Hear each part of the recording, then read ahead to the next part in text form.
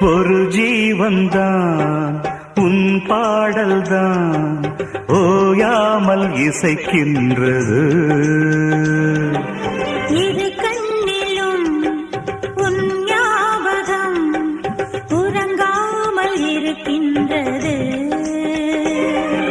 பாசங்களும் பந்தங்களும் பிரித்தாலும் பிரியாதது.